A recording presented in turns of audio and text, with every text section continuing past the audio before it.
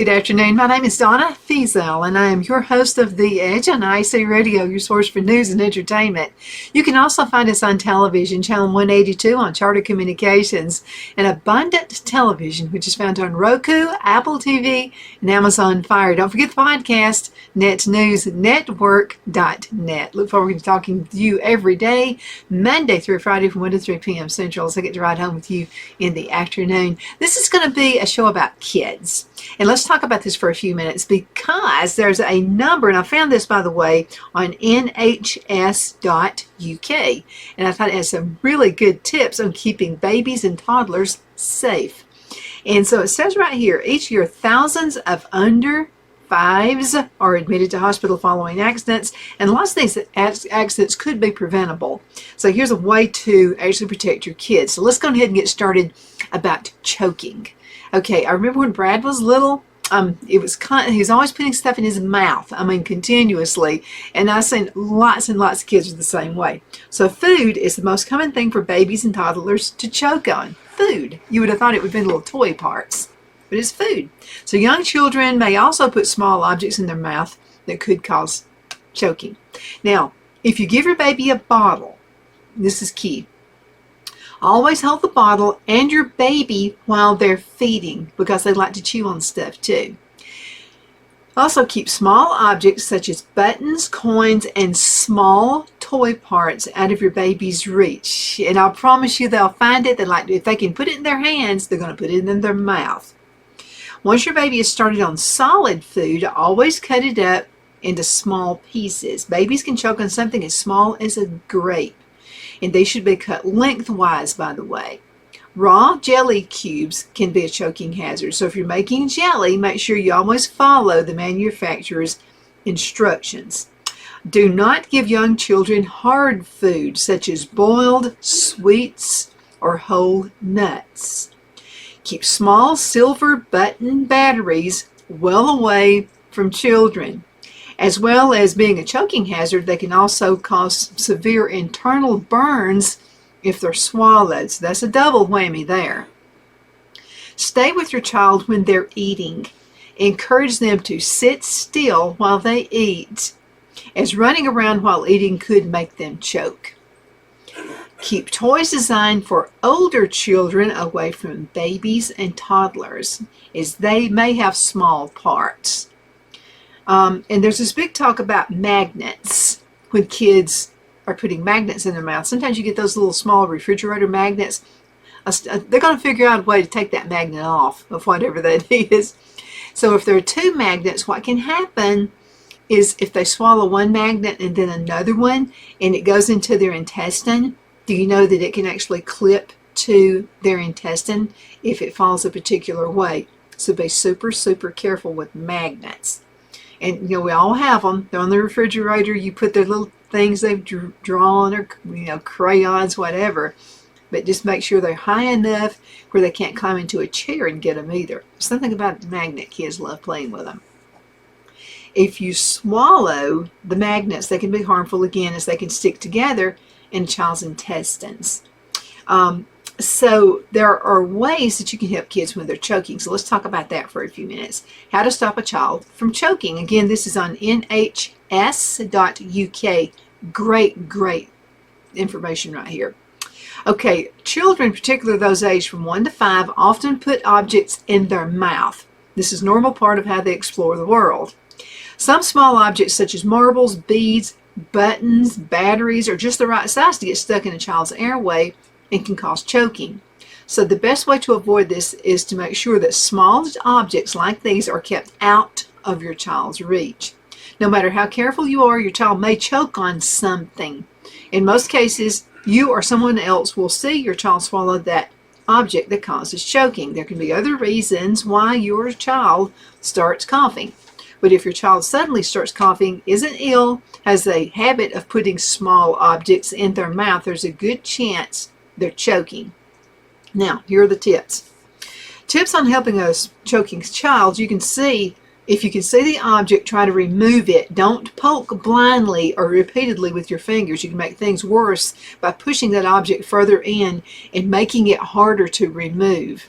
If your child's coughing loudly, encourage them to carry on coughing to bring up what they're choking on, and don't leave them. You stay with them.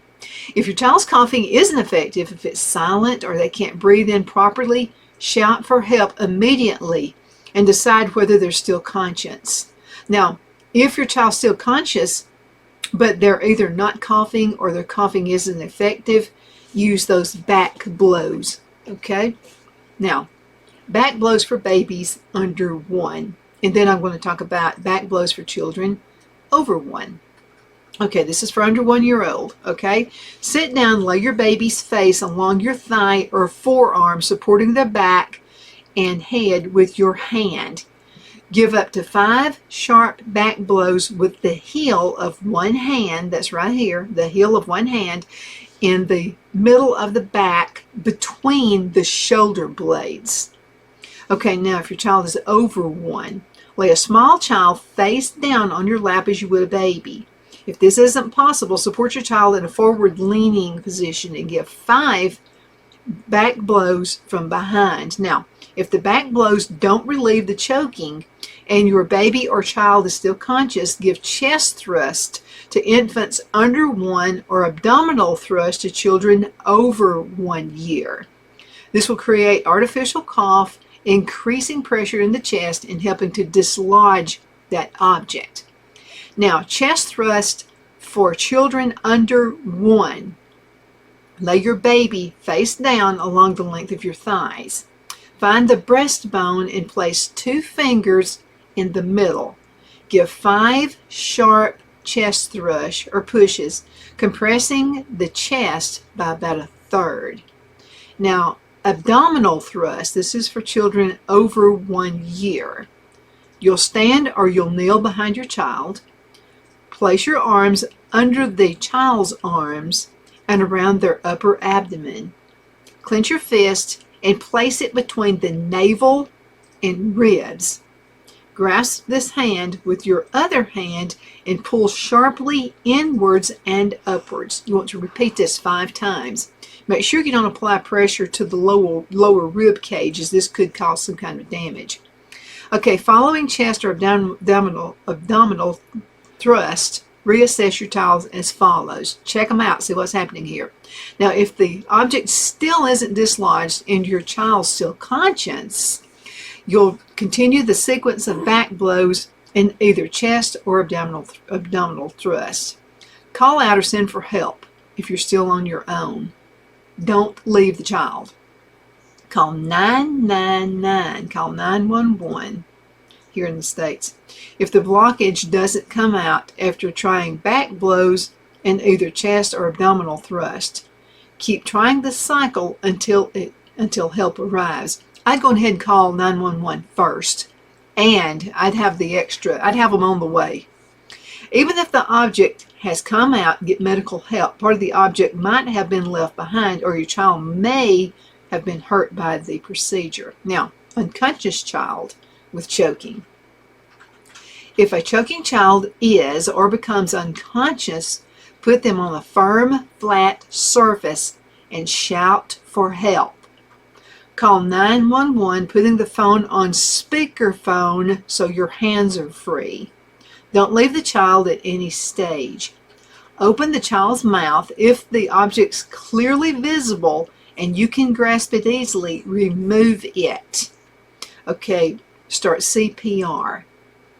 Okay, now, how to resuscitate a child. We're going to talk about this for just a second, and then we'll have to go into a commercial break. It's highly recommended that every parent or caregiver goes on a first aid course, as it makes this process much easier to understand. And remember, there are also some good YouTube videos out there as well. If a baby or child is unresponsive or not breathing normally, call 911 and start CPR right away. When you call 911 for an ambulance, you should be given basic life-saving instructions over the phone, including advice about CPR. Okay, child and baby CPR steps. Ensure the area is safe. Check out hazards such as electrical equipment or traffic. Okay, check your child's responsiveness is number 2. Gently stimulate your child and ask loudly, "Are you all right?" Okay, now there's a part 3A and a 3B. So if your child responds by answering or moving, leave them in the position they were found in, provided they're not in danger. Check their condition and get help if needed. Reassess the situation regularly, okay? Now, 3B, if your child does not respond, call for help. Carefully turn the child on their back. If the child is under 1 year old, make sure you ensure the head is in a neutral position with the head and neck in line. At the same time, with your fingertips under the point of your child's chin, lift the chin. Do not push on the soft tissue under the chin, as this could block the airway. Now, if the child is over 1 year old, open your child's airway by tilting the head and lifting the chin. To do this, place your hand on their forehead and gently tilt their head back. Now, at the same time, with your fingertips under the point of your child's chin, lift the chin. Do not push on the soft tissues under the chin, as they may block the airway. Now, if you think there may have been an injury in the neck, you need to tilt the head carefully, a small amount at a time, until the airway is open. Opening the airway takes priority over a possible neck injury. You need to check their breathing. Keep the airway open, look, listen, and feel for normal breathing by putting your face towards the child's face and looking along their chest. Now, you need to look for chest movements. You'll also need to listen at the child's nose and mouth for breathing sounds. Feel for air movement on your cheek. You want to get their mouth here, put your cheek right there. You want to feel some kind of breathing, okay? Send or go for help. Do not leave your child unless absolutely necessary. Okay, now that was 5A. Now 5B, if your child is not breathing or is breathing infrequently and it's in the irregular breathing, carefully remove any obvious obstruction in the mouth. Give 5 initial rescue breaths, like mouth-to-mouth resuscitation. While doing this, note any gag or cough response. This is a sign of life. Now, rescue breaths for a baby under 1 year old, okay? Ensure the head is in neutral position and lift the chin. Take a breath, then cover your baby's mouth and nose with your mouth, making sure it's sealed. Okay, let's see, making sure it's sealed. If you choose the nose, close the lips and stop air escaping. Okay, if you cannot cover both the mouth and nose at the same time, just seal either one with your mouth. And again, if you choose the nose, close the lips to stop the air escaping, okay? Now, blow a breath steadily into the baby's mouth and nose over 1 second. It should be sufficient to take the chest visibly rise. Keeping the head tilted and the chin lifted, take your mouth away and watch for the chest to fall as the air comes out. Take another breath and repeat the sequence 4 more times. Okay, rescue breaths for a child over 1 year. You want to tilt the head and lift the chin. Close the soft part of the nose using the index finger and thumb of the hand that's on their forehead. Open the mouth a little and keep the chin pointing upwards. Take a breath, then place your lips around their mouth, making sure it's sealed. Blow a breath steadily into their mouth over about 1 second, watching for the chest to rise. Keeping their head tilted and chin lifted, take your mouth away and watch for the chest to fall as air comes out. Take another breath and repeat the sequence 4 more times. Check that your child's chest rises and falls in the same way as if they were breathing normally. Okay, 5C, obstructed airway. If you have difficulty achieving breathing in your child, the airway may be obstructed. Open the child's mouth and remove any visible obstruction. Do not poke your fingers or any object into the mouth. Ensure there's adequate head tilt and chin lift, but the neck is not overextended. Make up to 5 attempts to achieve effective breaths, enough to make the chest visibly rise. Now, if this is still unsuccessful, move on to the chest compressions combined with rescue breaths. Okay, number 6, you want to access the circulation. Okay, this is the signs of life, okay? Look for signs of life. This includes any movement, coughing or normal breathing, not abnormal gasp or infrequent irregular breaths. Now, signs that life is present. If there are definite signs of life, you'll continue rescue breathing until your child begins to breathe normally for themselves. Okay, let's see. Turn the child on their side into the recovery position and send for help. Now, continue to check for normal breathing and provide further rescue breaths if necessary. Now, this is another thing that's really important, and is that you are alert, okay? Try to put fear out of your mind, because if you keep your fear in, you're going to mess the whole thing up. So it's really important to only focus on the child. Don't think about how afraid you are. And I know it would be tough, but don't focus on that. Okay, now, if there are no signs of life present, start chest compressions immediately. Combine chest compressions with rescue breaths, providing 2 breaths after every 30 compressions. Okay, now, a lot of you that are watching, I grew up in the 1970s, and there was a song out there called Staying Alive, Staying Alive. Okay, so you want to do this on anybody, okay, even the child right here. You want to sing the song, Staying Alive, Staying Alive, I'm staying alive, staying alive. That's how you want to do the chest compressions, okay? You need to keep a rhythm of it going, okay? And preferably you won't go this too fast, okay? But keep a rhythm. If you keep the rhythm, that's where the success is. Okay, so chest compressions, this is the general guidance.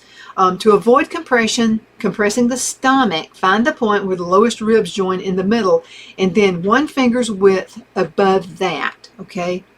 Compress the breastbone. Okay, push down 4 centimeters for a baby or an infant, or 5 for a child, which is about 1/3 of the chest diameter. Release the pressure, then rapidly repeat at a rate of about 100 to 120 compressions in a minute. After 30 compressions, you want to tilt the head, lift the chin, and give 2 effective breaths. Continue compressions and breaths in a ratio of 2 breaths for every 30 compressions. Now, if you're going ahead, I know that this article said do these things, then call 911. Call 911 first, okay? They can walk you through what to do, okay? Because you're going to get all freaked out and you're going to forget. I know I would. And if you're going to forget, the best thing to do is get 911, get that operator on the line so they can walk you through how to do all of this. It's important, okay? But you're getting a good outline on what to do anyway by listening to this. And the website, by the way, is nhs.uk. Okay, now, chest compressions, the general guidance, we went through the 30 compressions. Continue compressions and breaths at a ratio of 2 breaths for every 30 compressions. Although the rate of compressions will be 100 to 120 a minute, the actual number delivered will be fewer because of the pauses to give breaths. For the best method of compression, varies slightly between infants and children. Okay, chest compressions in babies less than 1 year. Do the compressions on the breastbone with the tips of 2 fingers, not the whole hand or with both hands. The quality or the depth of the chest compressions is very important. So the depth of 4 centimeters cannot be achieved with the tips of 2 fingers. Use the heel, right here, the heel of one hand. Now, chest compression in children over 1 year, place the heel of the hand over the lower third of the breastbone. Lift the fingers to ensure pressure is not applied over the ribs. Position yourself vertically above the chest and with your arms straight. Compress the breastbone so you can push it down 5 centimeters, which is approximately 1/3 of the chest diameter. Now, the quality or the depth of the chest compressions is very important. In larger children, or if you're small, this may be done more easily by using both hands with the fingers interlocked, avoiding pressure to the ribs. Got to be careful. You could break the ribs. Okay, now, if you had no response to your call for help and you're alone, continue resuscitation for about 1 minute before trying to get help. For example, calling 911. Continue resuscitation until your child shows signs of life, normal breathing, coughing, movement of arms or legs, and until the qualified help arrives. Okay, let's go on ahead and get ready for it. Well, let me do something else because, and by the way, this is a fantastic website. I love this one. I haven't seen one better than this. The website is nhs.uk. nhs.uk. Okay, we're talking about, this whole thing right here was about choking. The next thing we're going to talk about, we've got about 3 minutes before we go into a break, is suffocation. Okay, number one, do not use pillows or duvets with babies under the age of 1, as they can suffocate if their face gets smothered. They won't be able to push the duvet away. Babies should always sleep on their back with their feet at the foot of their cot. Tuck the blanket in across their chest and under their arms, and keep the cot free from bumpers, pillows, and soft toys. Now, if you carry your baby in a sling, follow the TICS advice, that's TICKS advice, to reduce the risk of suffocation. That is, keep your baby tight, that's the T, I, which is in view, C for close enough to kiss, K, keep their chin off their chest, with S, a supported back. I'm going to repeat that. It's the TICKS advice. Keep your baby T for tight, in view, close enough for the kiss, K for keep their chin off their chest, with a supported back. Now, keep plastic bags, including nappy bags, out of reach and sight of young children. Keep them away from baby's cots so they cannot reach them, and put them over their nose and mouth. So that was a quick one there on suffocation. Be really careful about these things. Babies are babies. They don't know, okay? Some things they'll just not do, but then you're going to get that kid that's like I was growing up, apparently, where they just want to explore. Kids that like to explore are going to be more apt to get in trouble.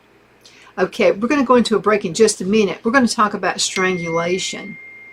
And so do not tie a dummy to your baby's clothes, as the tie or the ribbon could strangle them.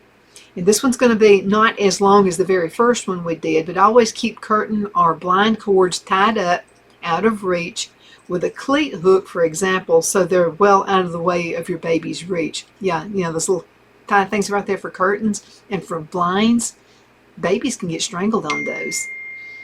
Okay, let's see. Unsecured blind and curtain ropes can quickly wrap themselves around a baby or toddler's neck. Do not leave any type of rope or cord lying around, including dressing gown cords or drawstring bags. If the gaps between banisters or balcony railings are more than 2.5 inches wide, cover them with boards or safety netting. Small babies may be able to squeeze their bodies through, but not their heads. Okay, you want to keep toys and garden play equipment well away from washing lines so children cannot stand on them and reach that line. One more, then we're going to a break. Avoid using cot bumpers in your baby's cot. They are a hazard for choking, suffocation, and strangulation. Okay, let's go into a commercial break. We're going to be back shortly with some more information about babies. And we just talked about strangulations, but we're going to talk about falls, babies that fall.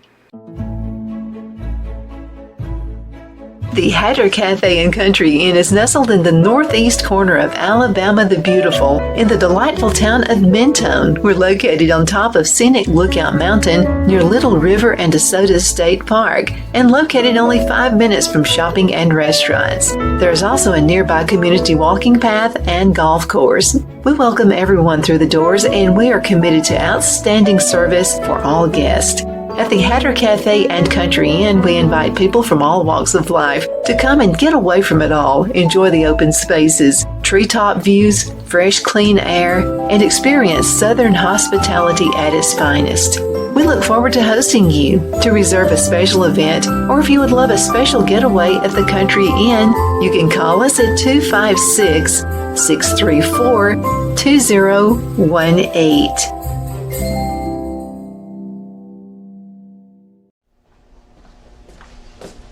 Are you ready? We all wonder what tomorrow will bring, but the future lays itself at the feet of the prepared and surrenders to the will of the persistent. It's not easy, but today shapes you so you can shape tomorrow. With Northeast Alabama Community College, when the future asks if you're ready, you can answer yes. Begin your future at Northeast Alabama Community College. The only place I buy my beef is Lone Tree Ranch in Collinsville, Alabama. Their cattle is born and raised on their ranch, grass and grain fed, and you can feel confident when you serve your family and friends because their beef is all natural and no antibiotics or hormones are added. You can buy whole beef or perhaps go in with family or friends and buy half. Their customer service is number one as they take care of the delivery to their local processor and can deliver to your home for a small added fee.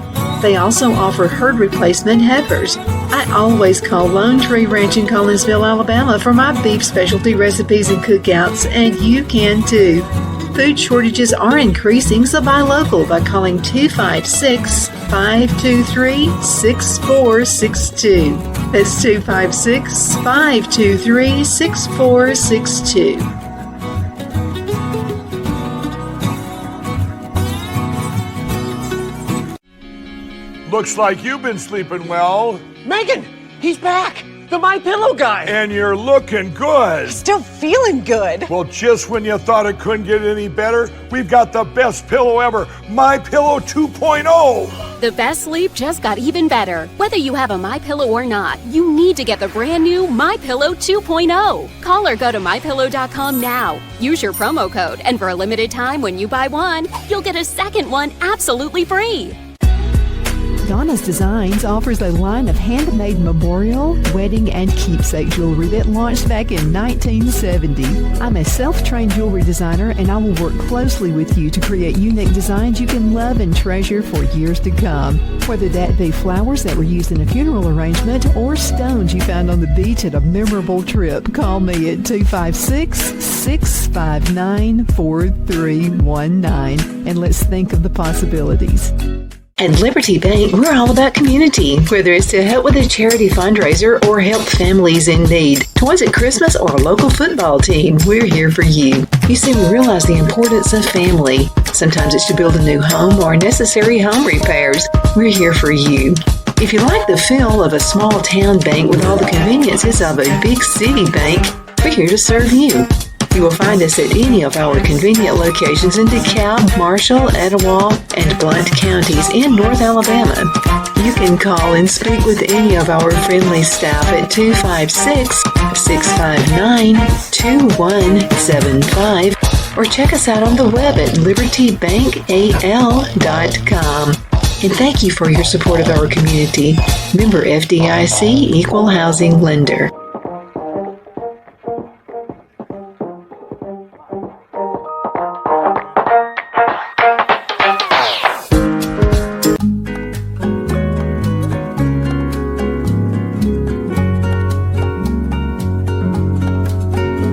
At Lamone's Mexican Restaurant, located in Henniger, Alabama, and voted Best Mexican Restaurant of DeKalb County, Alabama 2020, we're here to serve you with authentic Mexican cuisine. Order easily online by going to lamonsmex.com or call 256-657-3999 to place your order. We're open Sunday through Thursday 11 a.m. to 9 p.m. and Friday and Saturday 11 a.m. to 10 p.m.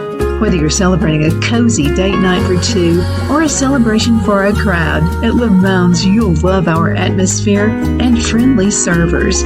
Thank you for dining with Lamone's Mexican Restaurant.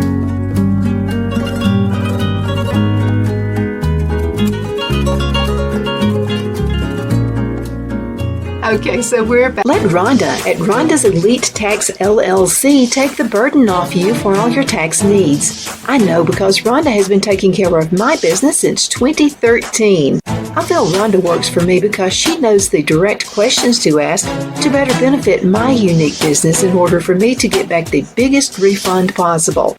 Rhonda is an ongoing student, and she knows tax laws are in a constant change every year. Call 256-281-9903 for an appointment to take the dread out of getting your taxes done. Rhonda is located at 11968 U.S. Highway 431 in Boaz.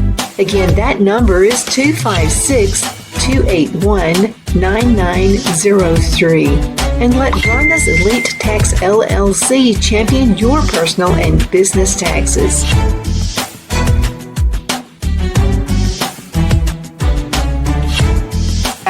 This is Jeff McCurdy of the McCurdy Law Firm has been a public service of this area for over 10 years. McCurdy, a member of the Henniger City Council, serves as prosecutor for the town of Sylvania and was named public defender for the city of Rainsville. The McCurdy Law Firm is located at 17326 Alabama Highway 75 in Henniger to better represent his Jackson and DeKalb County clients. If you need to be represented by a true public servant with proven success, call Jeff at 256-996-8701 or send a private email to mccurdylawfirm@gmail.com. No representation is made that the legal services performed is greater than the legal services performed by other lawyers.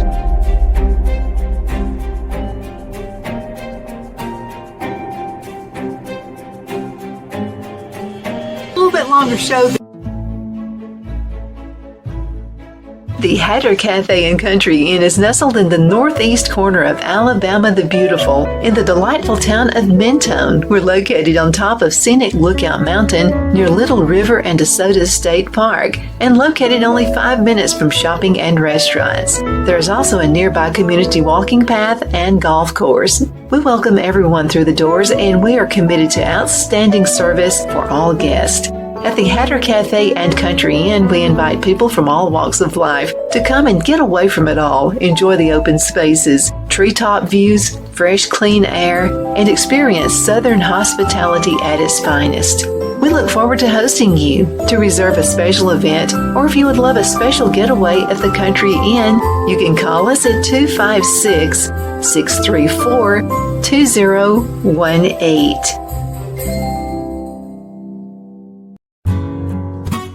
The only place I buy my beef is Lone Tree Ranch in Collinsville, Alabama. Their cattle is born and raised on their ranch, grass and grain fed, and you can feel confident when you serve your family and friends because their beef is all natural and no antibiotics or hormones are added.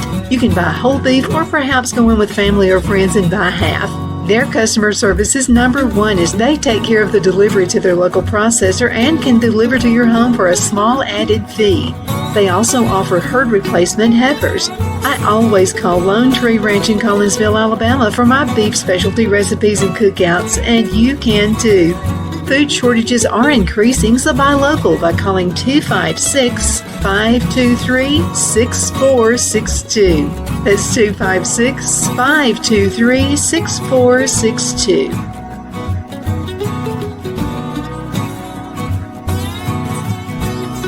Been typical. So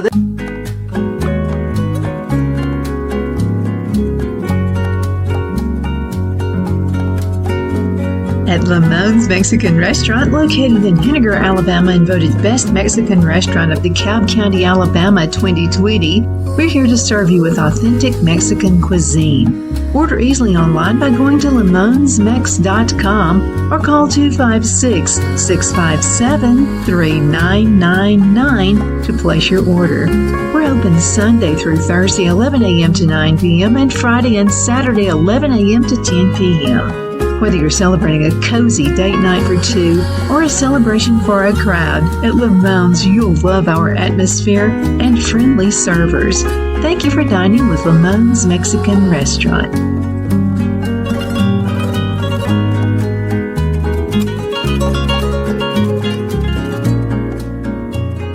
hour, but this has to do with our kids and maybe even grandkids. So we're talking about babies, what to do for emergencies, what if they swallow something. We talked a little bit earlier about choking. That was the extra long one segment, and about choking and what to do about that. Now, all of this really good advice is on the website nhs.uk. nhs.uk. We talked about choking, we talked about suffocation, we even got into strangulation, is whatever happens about that. Also, let's talk about falls in babies. Babies, they're toddlers learning how to walk. They're gonna fall.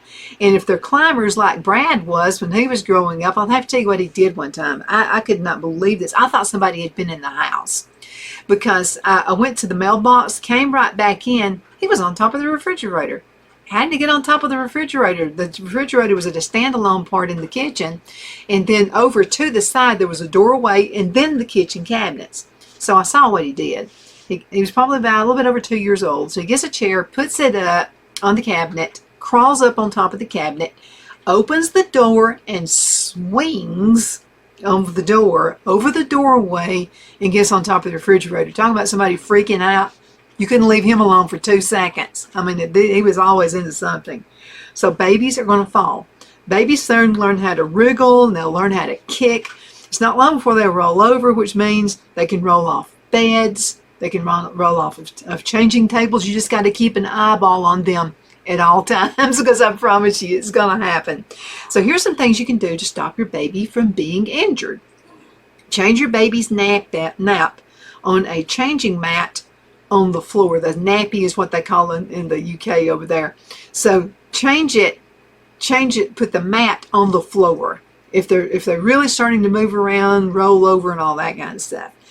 The second one is do not leave your baby unattended on a bed, sofa, or changing table, even for a second. They can roll off. They will do it. Because Brad was so bad at that, I just started I put a blanket out on the table, a real comfortable blanket on the floor, and that's how I changed his. Because I'm telling you, you could move for 1 second and he'd be rolling all over the place. Now, always keep bouncing cradles or baby car seats on the floor rather than on the kitchen table or the kitchen worktop, as your baby's wriggling could tip it over the edge. And they could do that, I'm telling you. Hold on to the handrail when carrying your baby up and down stairs in case you trip, which would be more of something I would do. Make sure the stairs are free of toys and other trip hazards. Now, if you get your baby a walker, make sure it complies with the United States standard, okay? Older walkers may tip over more easily and could harm your baby. Okay, now watch where you're putting your feet when carrying your baby. It's easy to trip over something like a toy. And I promise you, Phil always says this, I could be out in an open field where there's nothing out there, a dime. I may walk over a dime and trip over it. I mean, I'm just telling you. So you've really, really got to be careful when you're holding your baby. Now, use a 5-point harness to secure your baby in a high chair or pram every time you put them in it. That's something else they'll do. I would get belts and stuff like that and just put it like under his arms and then around the back of the baby chair, because he would want to climb out of that. He was such a climber. Now, when your baby starts crawling, once they learn to crawl now, babies will try to climb onto things such as sofas, which can increase the risk of falling. Now, here's some injury prevention tips for parents for crawling babies. And believe me, you need them. Okay, you think, oh, what trouble can they get into? They can. Okay. All right. Now, once they learn to crawl, babies may try to climb onto things such as the sofas. What you want to do is fit safety gates to stop your baby getting onto stairs. Close the gates properly after you go through them. Now, if the gates between the banisters or the balcony railings are more than, say, 2.5 inches wide, you need to cover them with boards or safety netting. There are also these little things you can get. They're made out of some kind of rubber or maybe even silicone. I'm not sure what it is. And they have this sticky-like stuff on them. The only thing about it is you put it over carpet, it'll stay for about a day or two, and they learn how to pull those things up. I mean, babies are smarter than we give them credit for. I always say this, babies, puppies, and kittens, they're smarter than we think they are. I mean, they got it going on up there. Okay, now, keep low furniture away from windows. Have windows fitted with locks or safety catches that restrict the opening to less than 2.5 inches. That's to stop babies from climbing out. Believe me, if your baby's a climber, or your grandbaby is a climber like mine was, you learn all these things. You got to watch out for them. Make sure adults know where the keys are kept in case of a fire. Remove cot toys and cot bumpers, as babies can climb on them and they may fall out of the cot. If you've got these little day beds and stuff like that and your baby's a climber, I used to have, it was kind of like a day bed I used to have. I gave it to somebody who was going to college. So what I did with Brad, I kept it turned like sideways so he couldn't climb on it. It was really bad. It was kind of extra wide, and I was always afraid he was going to, because he'd want to jump. He'd climb on something, then he'd want to jump off of it. So he was not only a climber, he was a jumper. I always wondered if he was going to be Superman or something. Who knew? And I always kind of thought, you know what, he's probably going to be one of those people who wants to wash windows in skyscrapers. The climbing and the jumping thing did it. Okay, now, falls and injuries in toddlers. Let's talk about this for a few minutes. Now, when babies start to walk, they're unsteady on their feet, but they can move very quickly, and they tend to trip and they tend to fall. Okay, here's some injury prevention tips for parents and toddlers. Again, this is found this, I love this website. You're just going to, measurements and things like that, you're going to have to put it to American standards. But these tips are the best I've seen. And it's nhs.uk. nhs.uk. Okay, now when babies start to walk, they're unsteady on their feet. And here are some prevention tips for toddlers, for parents of toddlers. Okay, carry on using safety gates at the top and bottom of stairs until your infant is at least 2 years old. But I promise you, they've tried to climb over that too. Now, start to teach your child how to climb stairs, but never let them go up and down on their own. Even at 4 years old, they may need some help. When those little short legs, it's hard. Do not let children under 6 sleep on the top bunk of a bunk bed. Now, that should be a gimme, but don't. They could fall out easily. They could have a bad dream or something and then just roll over and just fall. That's too tall. Do not let children under 6 sleep on the top bunk bed. I'll repeat that one again because they can easily fall out. Now, keep low furniture away from windows. And we talked about that just a few seconds ago, but this is worth repeating. Ensure that windows are fitted with locks or safety catches. Make sure adults know where the keys are kept in case there's a fire, okay? You got a babysitter coming in, make sure that babysitter knows where the keys are if you have keys that are latched to the safety hatches. Okay, carry on using a 5-point harness when your child is in the high chair or the push chair. Yeah, again, if you're going to use a belt, you need to put the belt, it needs to be kind of tight under their arms, okay? So it needs to be kind of tight. Not so tight where they can't move at all, but just a little bit loose, because if it's too loose, they can climb up. Believe me, they got an imagination. They can figure these things out. I learned from experience they will do that. So just make sure that it's under and then on the back of the high chair if that's what you've got. And a harness would be good. That would be better than a belt. But now if it's a belt, make sure it's your husband's wide belt. And also make sure the buckle and everything is at the back. Okay, don't put it at the front because that could cause an issue right there. The buckle is best at the back of the chair. Okay, let's see. Keep scissors, knives, and razors out of children's reach. Special devices can stop doors from closing properly, preventing your child's fingers getting trapped. At night, remember to close doors to stop any potential fires from spreading.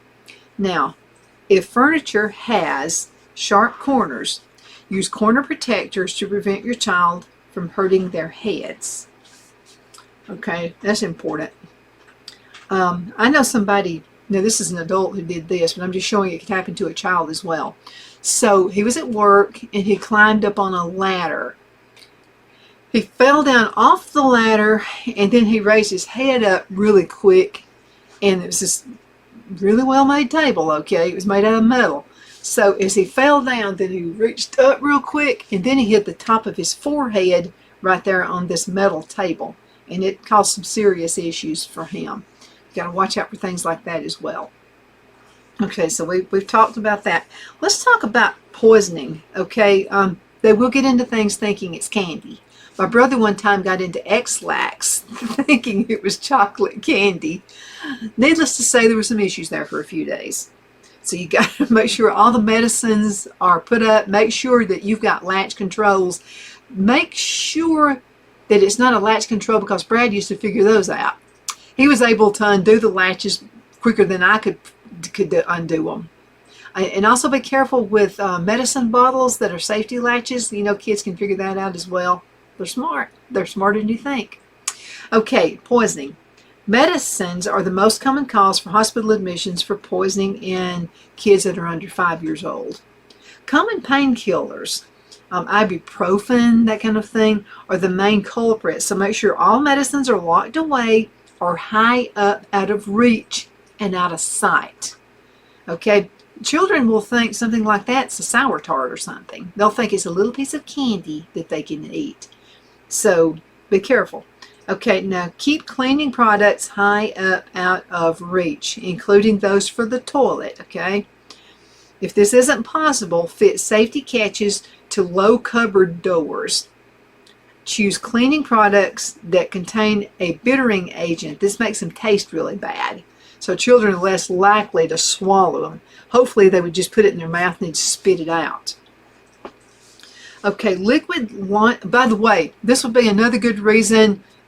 I'd say just about all. I say 99.9% of the cleaning products that we have here, we don't.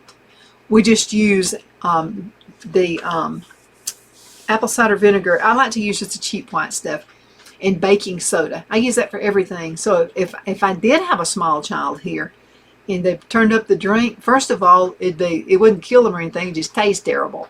And baking soda, all these things are natural products. I do that because I have asthma. Anything that has a chemical in it just knocks me for a loop. You can tell on the show when I have used something. Maybe I'm at somebody else's house helping them out, and I use it because that's all they've got. Oh, boy, I'm going to tell you what, knocks me for a loop. So not only that, but if I were to have a small child here and they were to pull up the big gallon of white vinegar, they believe they're going to spit it out. But if they do drink some of it, good for them. It's actually good for you. Not by the gallon, but you know what I mean. Okay, so liquid laundry capsules can cause poisoning, so make sure the capsules are stored out of reach and out of sight. They're often packaged in child-friendly colors. They see it and they think it's some kind of candy, and that's not what it is. Remember a few years ago, teenagers were doing these stupid things, like swallowing those things? Like, why you'd want to do that is beyond me. They were even putting them up their nose. Why you would do that, I don't know. So you got to watch out after teenagers too. It's not just the 2-year-olds. Okay, keep toilet gel disc out of reach of young children. They can become harmful if swallowed. They can also get stuck in your child's food pipe. Make sure bottle tops and lids are always firmly closed when not in use. And remember that child-resistant packaging is not child-proof. I know that to be sure, okay? That's true. All that does is slows them down until you can get there. You just gotta, you can't have your children not feeling free. I mean, you can't do that. They have to feel some kind of freedom. You can't just hover over them a lot, but you do have to keep an eyeball on them. You absolutely do. Okay, now this is something I've wondered about, and I'm glad to see this here. Keep e-cigarettes and their refills out of sight, in reach of babies and toddlers. Nicotine is poisonous and it can be very dangerous for a young child. I've also heard how some of these e-cigarettes can explode. Keep those away from children, just like you would a cigarette, okay? Keep them away. Check your garden for poisonous plants. Teach your children not to eat anything they pick outdoors until they've checked with you as an adult. Okay, so I'm going to click on this link right here, and I think this is important to do as well.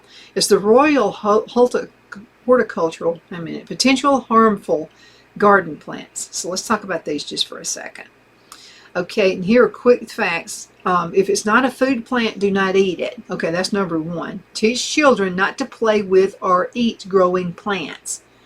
You use gloves when pruning or weeding and keep your skin covered.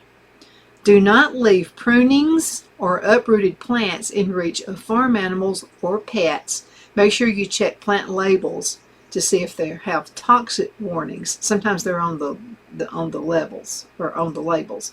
Okay, so what are the hazards? Ingestion hazard.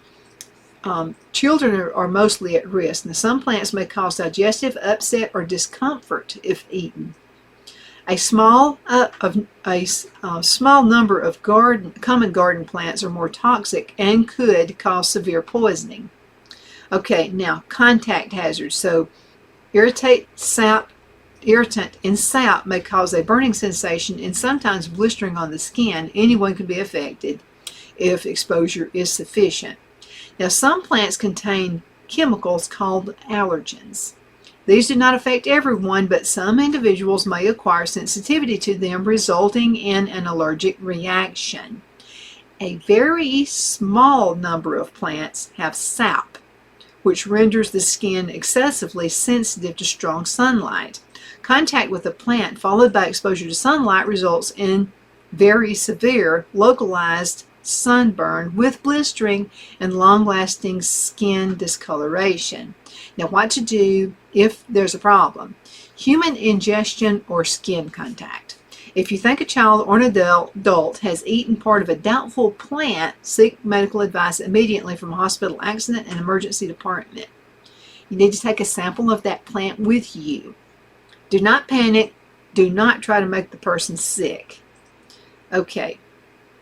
Now, plant and fungi poisons information. For information about particular risk presented by potentially harmful plants, you need to call your local, I would say probably your county extension office, and you can always ask them about that. Now, fungi, let's talk about that for a second. We've got a little bit over 6 minutes left in this segment. Fungi are safe to have in the garden as long as they're not eaten. With a couple of exceptions, the effects of accidentally eating small amounts are mild. If you need to identify a mushroom, take photos from all angles, from the top, sides, and from underneath the stem, and the gills and the pores are visible. It is safe to touch fungi as long as you wash your hands afterwards. In an emergency, Kew gardens, that's KEW gardens, are able to identify mushrooms that you suspect could be toxic. And there's a link here on this website. Okay, write this down. rhs.org. rhs.org. Okay, now let's go ahead and get back because I've got a couple more things I want to talk to you about. Okay, so we talked about plants and that kind of thing. We've got enough time, so let's talk about burns and scalds because this is really important right here too. So a baby's skin burns easily than an adult's. This means you've got to take extra care to avoid burns and scalds. Now, at bath time, run cold water into the bath first, then add hot water. Check the temperature with your elbow before your child gets in and stay with them the whole time they are in the bath. Babies and toddlers will grab at brightly colored objects such as mugs. So if you're having a hot drink, put it down well out of reach before you hold your baby. Keep hot drinks well away from all young children. A hot drink can still scald 15 minutes after it was made. I'm talking coffee, hot chocolate, and stuff like that. Your teas, all of those things. Now, after warming a bottle of formula, shake the bottle well and test the temperature by placing a few drops on the inside of your wrists before feeding. This should feel lukewarm, not hot. Avoid heating up bottles of formula in a microwave. Use a bottle warmer or a jug of hot water instead.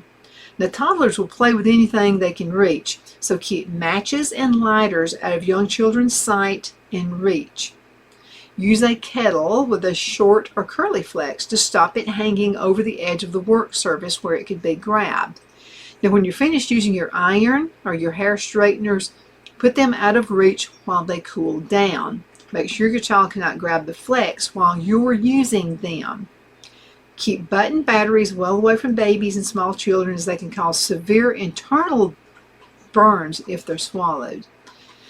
Liquid laundry capsules can cause chemical burns if the liquid gets into the child's eyes, nose, or mouth. Keep them out of sight and out of reach. Now let's talk about drowning. Babies can drown in as little as 2 inches of water. Drowning is one of the most common causes of a child's death. It's often silent, so you won't necessarily hear any noise or struggle. Baths are the most common place for babies and young children to drown. Stay with your baby or toddler the whole time they're in the bath. Never leave them for a moment, even if there's an older brother or sister in the bath with them.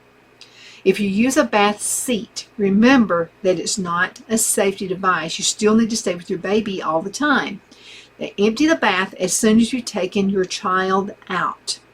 If you have a garden pond, fence it off, fill it in, or securely cover it. Watch toddlers when they're paddling in a paddling pool or playing near water. Empty the paddling pool straight after use, then store it away. Make sure your garden is secure so your child cannot get into the neighboring gardens where there may be ponds or other drowning hazards. Now we've got time to talk about house fires. Domestic fires are a significant risk to children. Smoke from a fire can kill a child in just a few minutes. Cooking appliances, electrical equipment, and cigarettes are common causes. Never fill a chip pan with more than 1/3 full of oil, or get a deep fat fryer instead. Now, if a chip pan does catch fire, switch off the knob, leave the room, close the door, and call the fire department. Extinguish and dispose of cigarettes, please.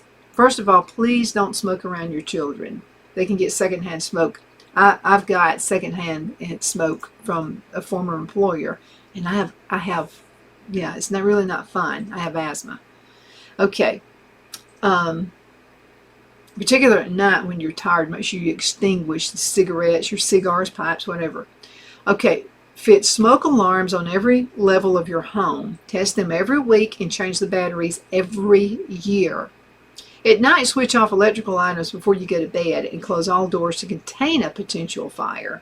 Never overload electrical sockets. Work out an escape plan for your family and tell your children what to do in case of a fire. Make sure you practice this plan regularly, okay? Now, if you have an open fireplace, always use a fire guard that encloses the whole fireplace. Make sure it's attached to the wall. Do not place anything on it or hang anything on it. Keep matches and lighters out of the reach of children.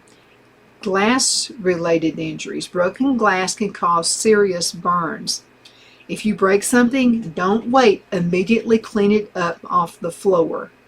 Okay, you can also put a shatter-resistant film over glass if you want to do that. That can keep it from shattering. When buying furniture that includes glass, make sure it has a BS kite mark. Always dispose of broken glass quickly and safely. Wrap it in newspaper before throwing it into the bin. If you own a greenhouse or a cold frame, make sure that it has safety glazing or is fenced off from children. And do not let a baby or toddler hold anything made of glass. Thank you so much for watching The Edge. I hope this is educational for you. You got kids or grandkids, maybe you just forgot about kids. If you forgot they were rambunctious, they are. And this is called having a lively child. We all want lively kids. Thank you again so much for watching, and make sure you check out that website I was telling you about. I'll give it to you again before we go. That's nhs.uk.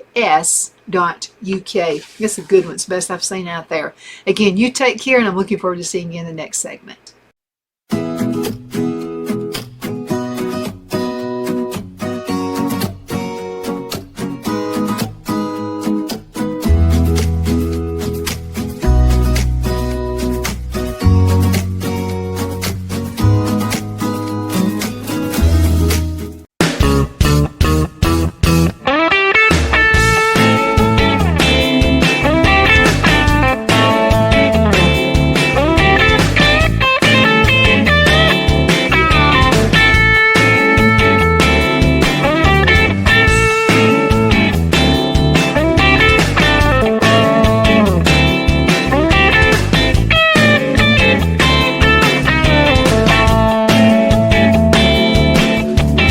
Good afternoon. My name is Donna and I'm your host of The Edge on IC Radio, your source for news and entertainment. You can find us on television, channel 182 on Charter Communications, and Abundant Television, which is found on Roku, Apple TV, and Amazon Fire. I want to thank you so much for watching every day, Monday through Friday from 1 to 3 p.m. You can also find us in and out of social media anytime you want to watch it there, so you're not locked down to any just one time. I wanted to talk to you about customer service. There's been a lot of talk about that. Customer service doesn't seem to be what it used to be years and years ago. And so it's something we have to strive for. It's a lot cheaper to get a customer and keep them than it is to continually be on the lookout for new customers. I'm going to tell you what, it's a lot easier to keep the ones you've got. Absolutely. So I found this is through a real good website I go to for frequent answers often. It's called helpscout.com. Helpscout.com. And so they're talking about customer service. It doesn't matter how great your product is. That's true. If your customer service is poor, people will complain about it, and you're going to lose customers. So when Phil and I owned our businesses, always the quickest way we would fire somebody who was working for us is if they were rude or if they didn't speak to people when they're coming into the stores. That was that important to us because this is the way we looked at it. A customer could go anywhere else, but they came to your particular location, so you need to treat them with respect. And let me also say this. I treated salespeople who would come into my store trying to sell me something with respect. Because guess what? Salespeople buy items too. As a matter of fact, they're going to buy cars, clothes, smelly good stuff, makeup, skincare. They're going to buy all the products that you are selling out there. So I'm just telling you, you need to be good to salespeople too. Don't rush them off. Now, don't give them empty promises either. If you're not going to do business with them, be upfront, but be courteous about that. That's just the Donna Fiesel rule, okay? Because salespeople would come back and buy from me too. All right. So what is customer service? Okay, customer service is the act of providing support to both prospective and existing customers. Now, customer service professionals commonly answer customer service questions through in-person. It could be mail, it could be phone, it could be chat, it could be any kind of a social media interaction, but they will tell the truth, okay? Now, you can't help it if somebody wakes up on the wrong side of the bed and gives you a terrible reference, but just keep this in mind. You be good to the customer, they're going to remember it. Okay, so why is it important? Okay, so when 86% of customers quit doing business with a customer due to bad experience, it means that business must approach every support interaction as an opportunity to acquire, retain, or upsell. You got to stay in contact with them. Now, good customer service is a revenue generator. It gives customers a complete, cohesive experience that aligns with an organization's purpose. Now, according to a variety of studies, U.S. companies lose, and don't doubt this, more than $62 billion annually due to poor customer service. And 7 out of 10 customers say they spent more money to do business with a company that delivers great service. I know I do. If I walk into a business and maybe they're just not friendly, or they don't even acknowledge that you walked in, I go, good day, and I'll leave. I have paid more for a product, just like this author says right here on this article. I have paid more to somebody who actually gave great customer service. And this is the way you need to look at it. So if you're not going to be friendly and supportive before I buy something, you're not going to be friendly and supportive when I need help after I bought your product. That's just the way it is. So understanding that customer service is cornerstone of your customer experience helps you leverage it as an opportunity to delight customers and engage them new, exciting ways. Now, what are the principles of good customer service? Okay, there are 4 key principles of good customer service. It's personalized, competent, convenient, and proactive. So these factors have the biggest influence on the customer experience. Let's talk about personalized. Now, good customer service always starts with human touch. Personalized interactions greatly improve customer service, and they let customers know that your company cares about them and their problems. Instead of thinking of service as a cost, you need to consider it as an opportunity to earn your customers' business all over again. So if you've paid for my advertising and customers have come in and they've not come back, it's not my fault. It's your fault because you haven't taken good care of that customer service. They know. Okay, here's the second one. Competent. Okay, customers have identified competency as the element that plays the biggest role in good customer experience. To be competent, a customer support professional must have a strong knowledge of the company and its products, as well as the power to fix the customer's problems. The more knowledge they have, the more competent they become. So this is always a big deal. So let's say I buy a widget from you. Okay, first of all, you've not been very friendly when I've been in your store the first time. This is before I bought it. And then at the back of my mind, I'm thinking, if I buy from this customer, if I buy from this business, I'm not sure if I'm having an issue with this widget that they're going to be out there to help me, because they don't seem to be really caring right now. So are they going to be caring later? Are they going to get mad? Are they going to shut the door when I walk in the door? You've got to appear as the kind of person who wants to be helpful. So if something happens, you do it. Let me tell you what I used to do at GTE. Everybody knows this. Oh, customer service seems to be the worst to utility type companies. Cell phone companies, telephone, cable, whatever. They have the worst customer service. But actually, a lot of folks do, but we're better known for it, okay? So this is what I used to do. So I would tell my customers, I would give them my personal cell phone number, and I would say, don't call the store. You call me if you run into a problem, okay? First of all, they could be extremely busy inside the store, and it may go straight to voicemail. I'll probably never get the voicemail. I'd really rather you just call my cell phone. I made sure my cell phone number was put on all my business cards from the corporate level. And I would say, I don't want them calling the store. I want them calling me personally. I want to be the one to take care of it. If I make commission on it, I want to handle it. So that word got around. I'm not a genius at this kind of stuff. But what happened was I spent as much time fixing problems and billing things I had absolutely nothing to do with. I spent more time doing that than actually went out gaining more customers. And guess what? Automatically, I just gained more customers. And you'll do that too. I'm just telling you. Number one, take care of the customer is extremely important. And act like you care. When they come in that door, I mean, that's a the biggest reason, 100%, I'll say this. 100% of the reason I walk out of a business and don't buy is because they don't act like they don't care that I came in. I mean, really. That's just the way it is. Okay, convenient. Well, let's talk about competent. The more knowledge they have, the more competent they become. Convenient. Customers want to be able to get in contact with a customer service representative through whichever channel is the most convenient for them. Offer support through the channels of communication to your customers that your customers rely on most, and make it easy for customers to figure out how to contact you. Don't make them press 1 for this, 2 for that, 3 for that, 4 for this. Don't make them go through all of that. And this is the thing about it. When I have called those customer service lines and press 1 for this, press 2 for that, it's never the issue I'm having. Never. They never put that one little weirdo thing that I have in there. So make it easy, okay? And even if you're busy, pick up the phone. Like someone called just a few minutes ago. Someone actually sent me a text and wanted to know about a gift certificate he had won for his birthday. Well, I was taping, so I couldn't answer it right then. But just as soon as I went into commercial break, I went on ahead and sent. To me, he's a customer. He won a prize. He's still a customer. You don't know who they know, okay? So I went right to it. So I said, sure, I'll go ahead and get it in the mail for you. You just let me have your mailing address, and it'll be in tomorrow's mail.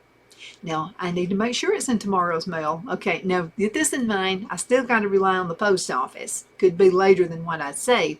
So what I tell my customers is you'll receive it within the week. And when they get it in a couple of days, they're very happy. But now something can happen with the mail service. You know that. I would overemphasize when they're going to receive their product. Proactive. Customers want companies to be proactive in reaching out to them. If one of your products is backordered or your website is going to experience some downtime, you be the one to reach out to the customer first. You hurry up and do it before they're going to check out the website. You hurry up. If you know that that shipment is going to be late, you've received response that it's going to be late, you be the one to call them. Don't let them have to be the one to call you. It's a lot better. I'm telling you what. If you'll do that. So I've ordered a widget from you, and you told me it was going to be here in a week. But you just got confirmation something's happened to the order, whatever reason. It's not going to be a week. It's going to be 3 weeks.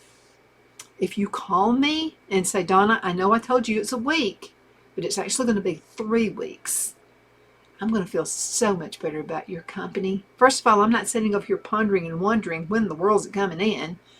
You're picking up the phone and you're calling or you're texting me. Again, I don't have to call you. You're doing all that legwork, okay? And I'll have to tell you, very few customers are going to be ticked off and mad unless it's a wedding that's going to be like in 2 weeks and you're telling them 3 weeks. Then somebody's going to get mad. It's going to hit the fan, if you know what I'm talking about. So building your customer service strategy around these 4 main principles, you'll create a positive, absolute hassle-free customer experience, and folks will want to deal with you. They absolutely will. Let's cut into a commercial break. We're going to be right back in just a few minutes.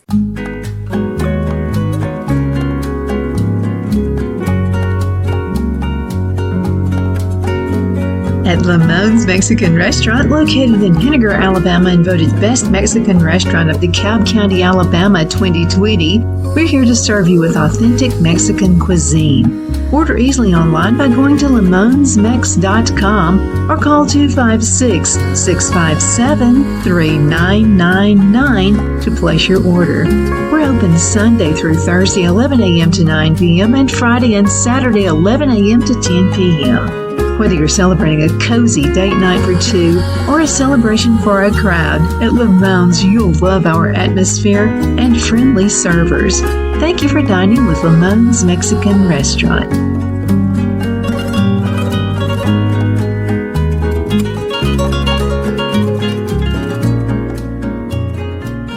Let Rhonda at Rhonda's Elite Tax LLC take the burden off you for all your tax needs. I know because Rhonda has been taking care of my business since 2013. I feel Rhonda works for me because she knows the direct questions to ask to better benefit my unique business in order for me to get back the biggest refund possible. Rhonda is an ongoing student, and she knows tax laws are in a constant change every year. Call 256-281-9903 for an appointment to take the dread out of getting your taxes done. Rhonda is located at 11968 U.S. Highway 431 in Boaz. Again, that number is 256-281-9903. And let Rhonda's Elite Tax LLC champion your personal and business taxes.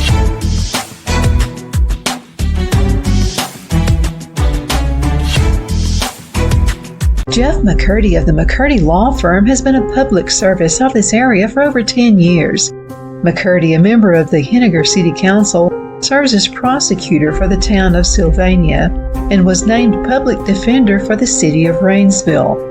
The McCurdy Law Firm is located at 17326 Alabama Highway 75 in Henniger to better represent his Jackson and DeKalb County clients. If you need to be represented by a true public servant with proven success, call Jeff at 256-996-8701 or send a private email to mccurdylawfirm@gmail.com. No representation is made that the legal services performed is greater than the legal services performed by other lawyers.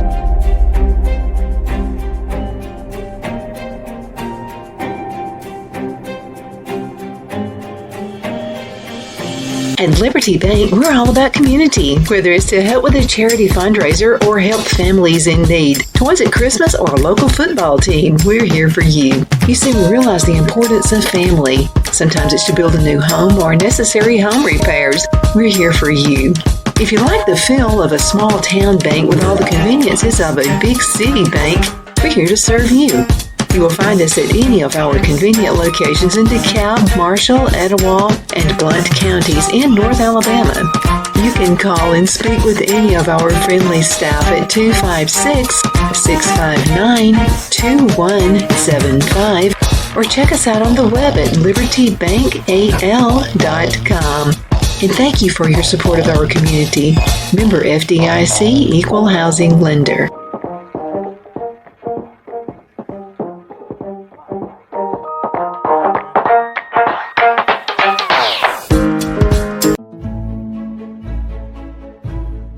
The Hatter Cafe and Country Inn is nestled in the northeast corner of Alabama the Beautiful in the delightful town of Mentone. We're located on top of scenic Lookout Mountain near Little River and DeSoto State Park and located only 5 minutes from shopping and restaurants. There is also a nearby community walking path and golf course. We welcome everyone through the doors and we are committed to outstanding service for all guests. At the Hatter Cafe and Country Inn, we invite people from all walks of life to come and get away from it all, enjoy the open spaces, treetop views, fresh, clean air, and experience Southern hospitality at its finest. We look forward to hosting you. To reserve a special event, or if you would love a special getaway at the Country Inn, you can call us at 256-634-2018.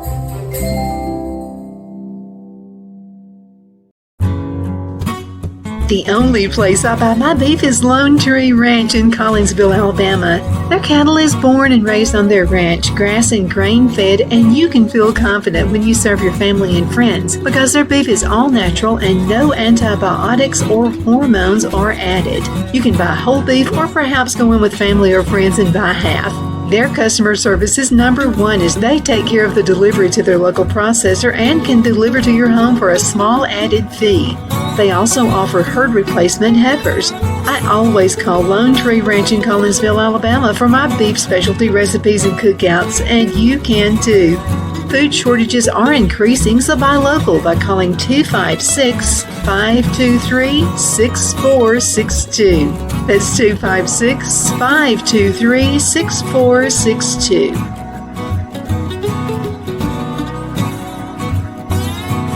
Okay, we're back. My name is Donna, and I am your host of The Edge on IC Radio, your source for news and entertainment. You can find us on television, channel 182 on Charter Communications, and Abundance Television, which is found on Roku, Apple TV, and Amazon Fire. Whatever your business is, you got to be listening to this segment, okay? This works. These are great customer service tools right here. I found it through this website that I go to quite a bit, and it's called helpscout.com. helpscout.com. Now I'm going to give you 21 key customer service skills. Okay, there's 21 of these. While delivering consistently good customer service does require work and alignment across your entire organization, a good place to start is your support team. It's important to hire people who are genuine and they want to help your customers succeed, and to pay rates that are attractive to skilled professionals. I paid my people good, but I'm going to tell you what, I put them through the ringer. And if somebody did not, if they came in a nasty mood, I heard they were rude, I heard they didn't look up, I don't care how busy you are, when that door rings, when that doorbell goes off, a customer is walking in that door. It could be a complaint, but it's also a customer who's going to send another customer when you're nice to them and you take care of their problem. I would fire people for that. I would fire if they did not look up and acknowledge that a customer came in the door. Remember, they could be going anywhere else, but they're going to see you. So this is your time. You won't receive another shot at this. It's got to work, okay? You've got to do this. So, finding the perfect hire for the support team can be challenging, especially in today's time. We all know that. No particular checklist of job experiences and college diplomas can add up to the perfect candidate. Instead, you're looking for qualities that can't necessarily be taught. A lot of it's just plain old common horse sense. Now, these people thrive on one-to-one interactions within their community. They love problem solving. Yeah, give me a problem, let me solve it. Let me be Superwoman. Let me be Superman. That's the kind of person you want to hire right there. They're warm, they're approachable, and they're great at teaching other people how things work. Okay, so imagine this. Okay, so I started working with GTE back in the 80s. when no one had a cell phone. Very few people. There might have been 2 attorneys in town in like Calhoun County, the entire Calhoun County, who had a cell phone. And they were limited. They were afraid to use it because it was so expensive to use them back in these days. We did not have unlimited plans. Later on, unlimited came in for like $200 a month. Unlimited for $200 per line, by the way. And this is back in the it rolled over. So if you talked for a minute and a second, you paid for 2 minutes. I made sure, especially the real talkative ones, I made sure they understood. If they talked for 1 minute and 1 second, it was 2 minutes. Those were the basics. Also taught them that, the batteries, oh man, back in the day, we used this brick phone. It was horrible. It was terrible. You'd do good to get 10 minutes of talk time out of it. And it was huge, it was heavy, and the battery actually would run out super fast. So as soon as you used it, you'd have to plug it into the charger. So with that brought a whole new set of rules. I would have to explain to folks, make sure it runs all the way down when you're using it. Plug it in, don't keep it charged because it's going to burn up the time in because it builds a memory. And it's going to build up that memory time where you won't be able to use it but 2 minutes. So those are things that I actually used the sales. I didn't sell anybody on anything. I used it as an educational type thing where, because nobody wanted to pay these. This big thing I heard. People would say, well, I got a friend Joe had one of them cell phones that you're talking about. He had $1,000 phone bills. And I would say, was that one of my customers? And they would say, well, I don't know. His name is so-and-so, so-and-so. And I'd say, I don't think that's one of mine. But let me tell you what I tell my customers, and I'm going to save you money. If you will approach people not on the benefit of them coming to you, you're not all that in a bag of chips. I'm sorry. You're not. The customer is the bag of chips. They're all that, and they're a bag of the chips. And yes, I know it's popular right now that the customer's not right anymore. In my book of games, the customer is still correct. The customer is still always right. Even when they're wrong, they're right. This is a teachable moment, okay? All right, now there are 21 customer service skills that support professionals should seek to develop, and every leader should look when they're hiring new team members. Let's talk about this one. Problem-solving skills. We touched on this just a minute ago. Customers do not always self-diagnose their issues correctly. They just don't.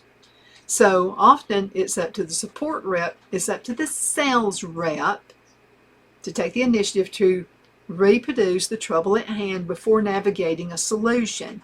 That means they need input. You want to know, this is time for you to shut up. This is time for you to get that notepad out, and as they're telling you what the issue is, you're writing it down. This serves 2 purposes. First of all, you're going to forget every single thing they said, right? I mean, you just will because you're in the moment. You're not writing it all down.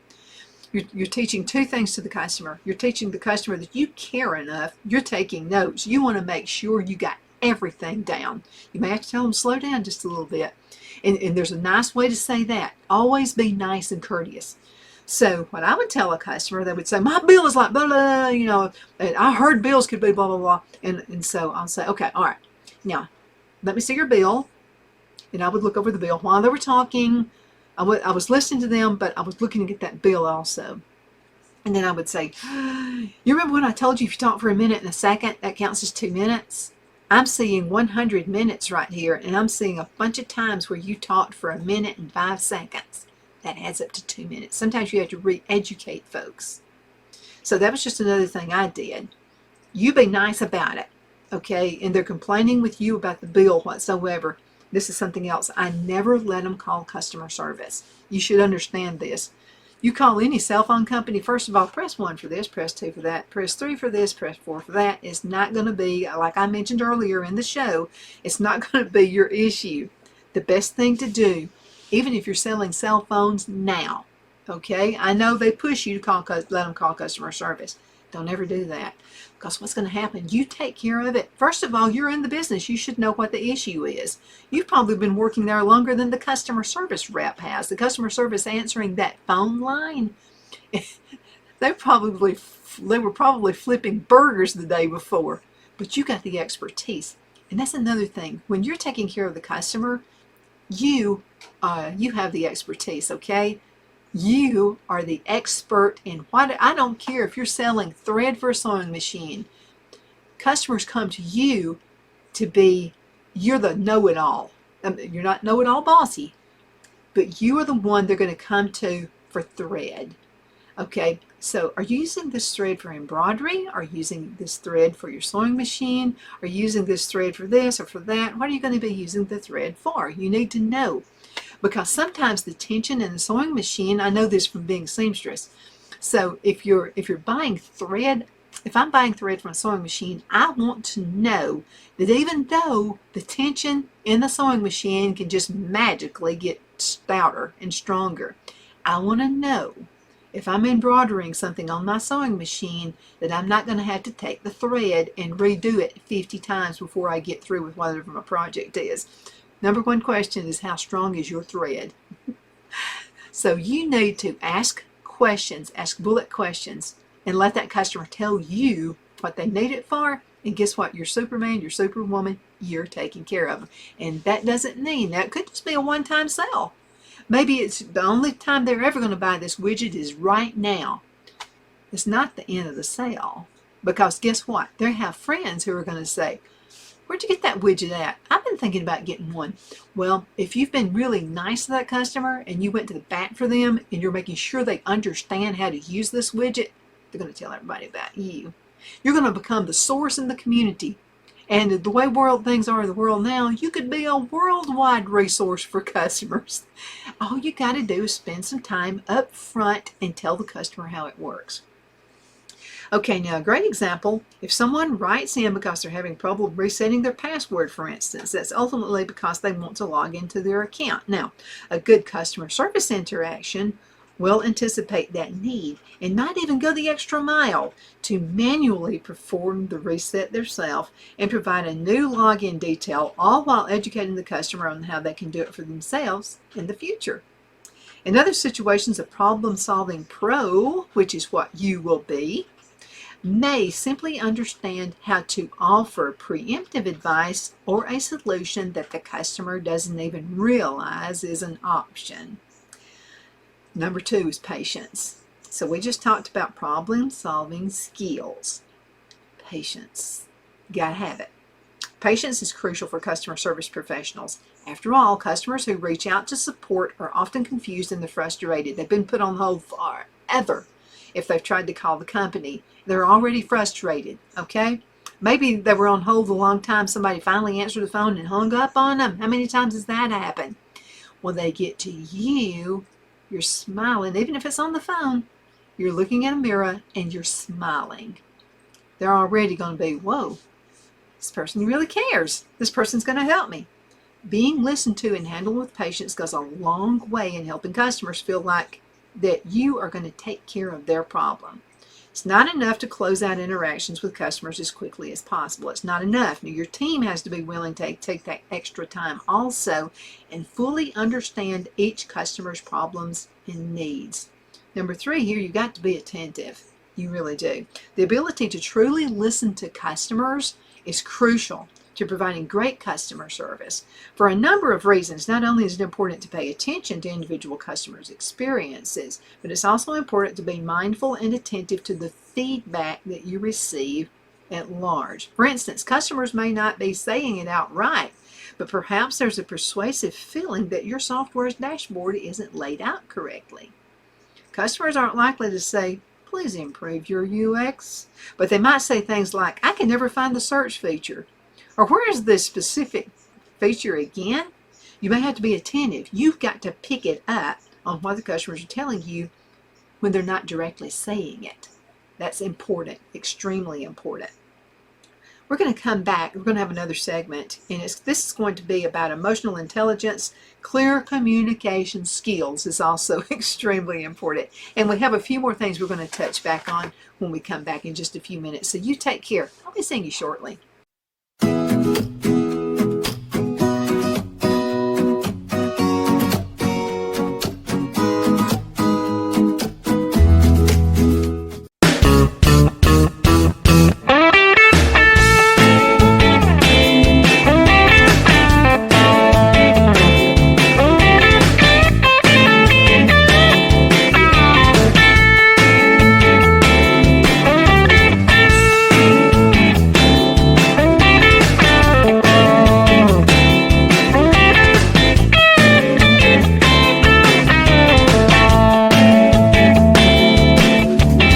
afternoon. My name is Donna and I'm your host of The Edge on IC Radio, your source for news and entertainment.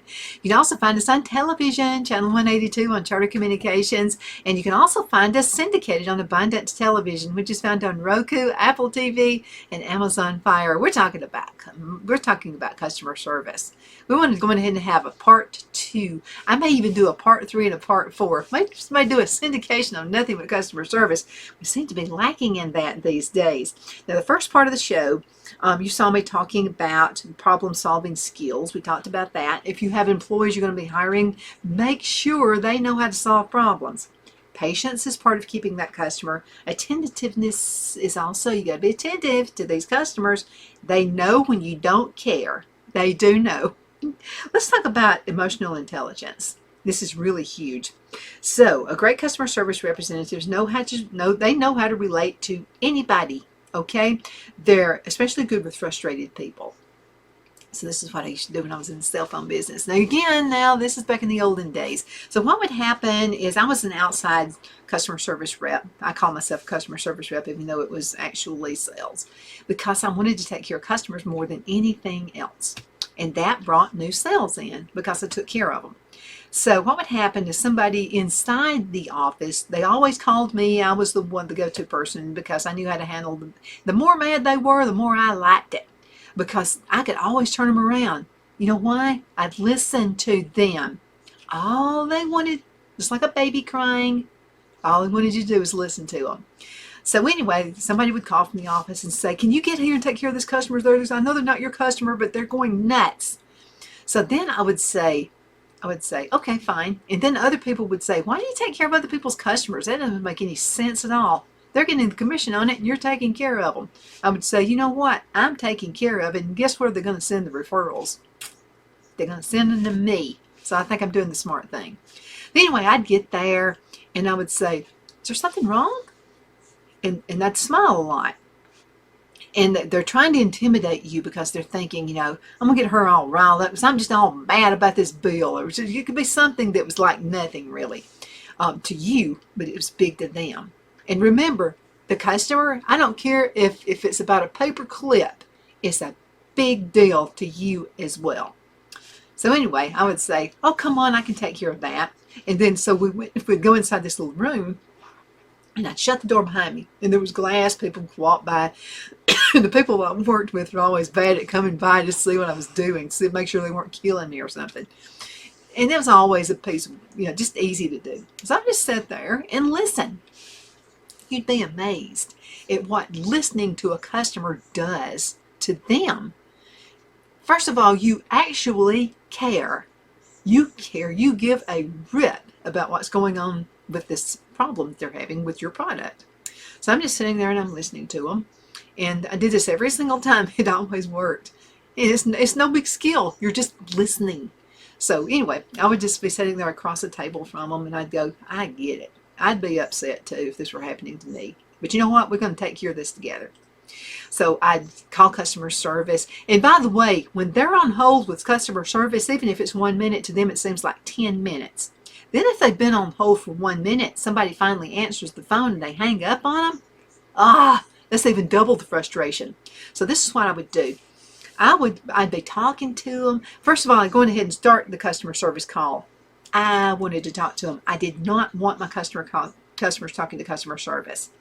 First of all, it could have been they were flipping burgers the day before. I just wanted I wanted to take care of it myself. And I knew, first of all, your customer doesn't know the questions to ask. You do, because you're in the business.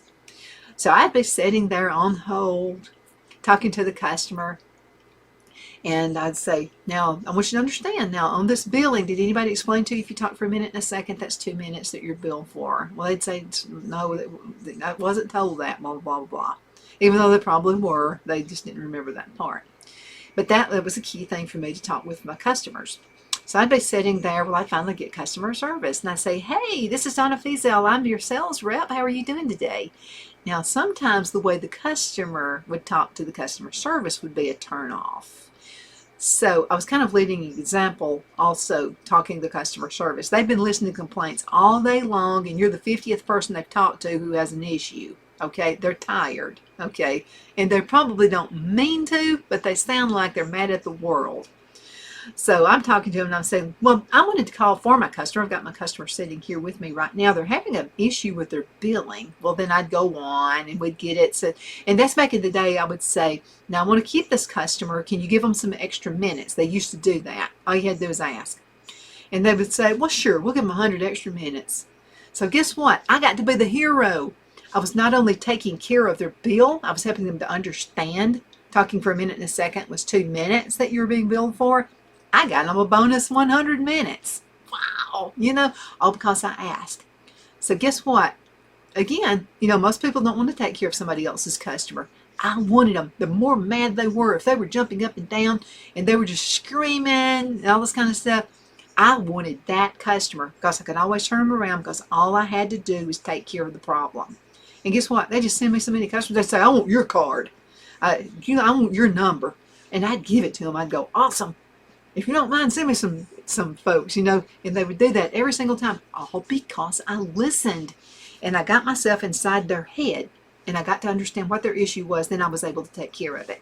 Customer service is nothing but taking care of customers, getting something that's upsetting them and fixing it. You're Mr. and Mrs. Fix It. Okay, you'll be known for that. Emotional intelligence. That is really important. Now, clear communication skills, that's it's so important. And I'm going to give you, right here, this is how you answer people. And you've got to have it like super simple Simon. Now, you've got to remember this. You had to be taught how to use a spoon and a fork when you were a baby. Okay, you were not born knowing that a fork has these prongs on it, and you got to stick the fork inside that carrot, and then you got to put it in your mouth. Your mama and your daddy had to teach you how to do that. You got to teach people things too without talking down to them. Okay, you got to remember that. So this means that you've got to have a grasp on how to give them an answer that they can digest easily. In other words, you're the spokesperson for this company. For example, it doesn't behoove a customer receive a long-winded explanation of ins and outs of a particular bug. So there's an example right here I thought was pretty good. So, and this is also about writing skills. Now, let's take this for instance. Let's say that you are in computer, okay? And so the person doesn't know that they need to log out. This is not how you answer them. I'm going to tell you how to answer and then how not to answer. Okay, so if you say, you have to log out first, that kind of sounds a little condescending, doesn't it? It kind of sounds like I'm smart, you're stupid. That's how that comes across. Nobody wants to be talked to that way. Here's a good answer right here. Logging out should help solve the problem quickly. And be careful how you say that, okay? It's not like, you're a dumb moron. Don't do that. Okay, you had to be taught how to use a fork. I want you to always remember that. This also includes writing skills because there are going to be times, like when COVID hit, we all learned how to do customer service a totally different way. There was not so much of this face-to-face contact. And then this is another thing that used to be irritating. People were wearing masks and you couldn't understand what they were saying and all that kind of stuff. So that's why I hated to talk customer service with people on the phone. I would get to the point where I would just say, is there an email I can just send you an email on what my issue is so that you can respond back to me? I got to where I was doing that a lot. But be creative. Okay, let's talk about creativity. And use the resources you have. You got plenty of them. If you've got a mouth, you've got 2 ears, you've got resources. Solving a problem is good, but finding clever and fun ways to go the extra mile is even better. So I'm going to tell you another thing you should do. Now again, I'm not a super smart person. I'm not. I just like to use my imagination. So I kind of turned into this person. So let's say that a husband, the birthday is coming up, it's his wife or his girlfriend's birthday, and he wanted to get her a cell phone. I would always ask, what's the phone going to be used for? Is it going to be for you? And if it was an existing customer, I would say, well, who's the phone going to be for? Well, they'd say, well, my wife's birthday's coming up, and so I want to give it to her for her birthday. I think she could use it, for security. She's out on the road a lot and blah, blah, blah. And so I would say, oh, so it's going to be for the birthday. I got an idea. And they'd say, what? And I would say, bring you into it. Bring your imagination into problem solving, okay? And this wasn't even a problem. So this is what I said. I said this a lot. I would say, I've got an idea. I've got some batteries charged back here. So why don't we, they're new batteries. They've just been charged. Yours hasn't been charged. And I would say, let me put a fresh battery in here. Don't turn the phone on yet. Don't wrap it yet. And when you're about to give it to her, put it in a bag or whatever. It always suggested, guys especially, just put it in a bag with some real pretty paper in it. That was my suggestion to them. And so I would give her the bag, and then I would say, now before you give it to her, you need to get your phone and you need to dial the number. And this is the cell phone number right here. You need to dial it. Make sure the phone's on, and then you're going to dial the number. Give her the bag and just check her reaction for when she opens up the bag, before she opens it up, when you hand it to her. Or if you're where you can't do it, if you'll let me know right when you're about to give it to her, unless it's Christmas or something, I would say, if you'll just let me know, I'll call the number, and then you're going to be handing her the present. The phone's going to be ringing. Wouldn't that be cool? Everybody, I don't think I ever had anybody who didn't want to do that. I mean, everybody did. So that was just a fun thing you do.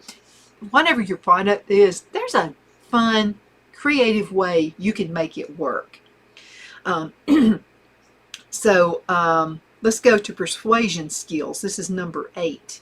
Let's kind of touch on this because we're going to have to go into a commercial break in just a minute. But oftentimes, support teams get messages from people that aren't looking for support. They're considering purchasing your company's product.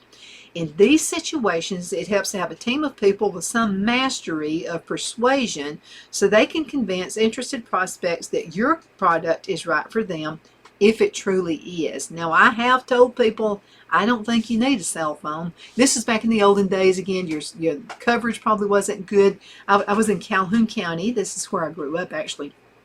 And so what I did, a few times I would say, now, where do you live? Well, if they said Piedmont, Alabama, I'd go, you got to go to my competitor. And they would look at you funny like, your competitor? And I'd say, yeah, go see Jan. Jan worked at Bell South Mobility, and I worked at GTE. I would say, yeah, go see Jan. She'll take good care of you. Not as good as I do, but she'll take good care of you. And so there are some customers that you can't help. You've got to offer an idea for them, okay? It's all up to you to do that. So in these situations, you really got to be skillful. It's not about making a sales pitch, even in an email form. Don't make a sales pitch, but it's about not letting potential customers slip away because you couldn't create a compelling message that your company's product is worth purchasing. Or if it's not the product for them, you offer an alternative. And you know what? As soon as that product will be the product for them, and keep a file of these people, okay? And so let's just say it was about coverage for a cell phone. As soon as we got coverage in Piedmont, I had a list of people I called, and I got every one of those customers. And you can do it too. You know why? Because you're honest. Let's go into a commercial break. We're going to be right back in just a minute.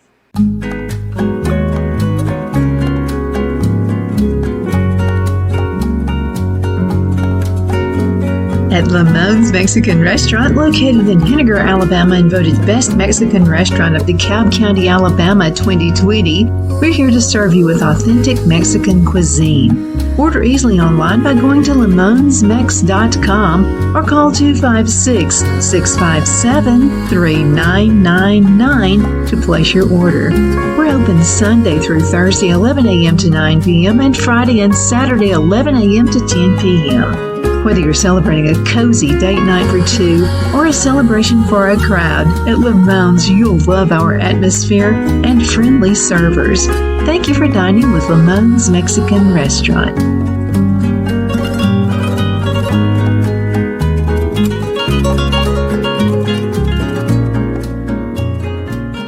Let Rhonda at Rhonda's Elite Tax LLC take the burden off you for all your tax needs. I know because Rhonda has been taking care of my business since 2013. I feel Rhonda works for me because she knows the direct questions to ask to better benefit my unique business in order for me to get back the biggest refund possible. Rhonda is an ongoing student, and she knows tax laws are in a constant change every year. Call 256-281-9903 for an appointment to take the dread out of getting your taxes done. Rhonda is located at 11968 U.S. Highway 431 in Boaz. Again, that number is 256-281-9903. And let Rhonda's Elite Tax LLC champion your personal and business taxes.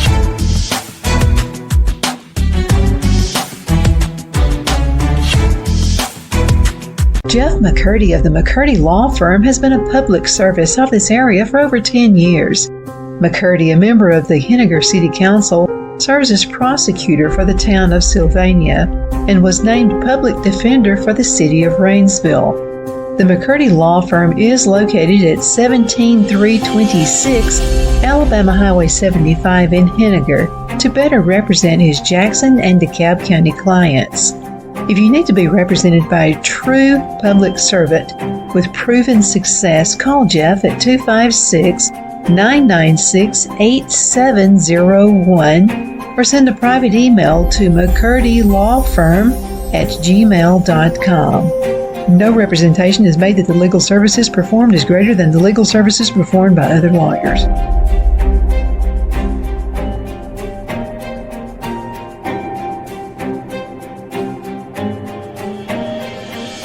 At Liberty Bank, we're all about community, whether it's to help with a charity fundraiser or help families in need. Toys at Christmas or a local football team, we're here for you. You see, we realize the importance of family. Sometimes it's to build a new home or necessary home repairs. We're here for you. If you like the feel of a small town bank with all the conveniences of a big city bank, we're here to serve you. You will find us at any of our convenient locations in DeKalb, Marshall, Etowah, and Blount counties in North Alabama. You can call and speak with any of our friendly staff at 256-659-2175 or check us out on the web at libertybankal.com. And thank you for your support of our community. Member FDIC Equal Housing Lender.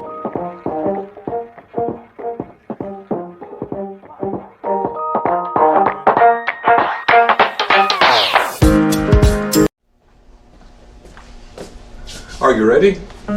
We all wonder what tomorrow will bring, but the future lays itself at the feet of the prepared and surrenders to the will of the persistent.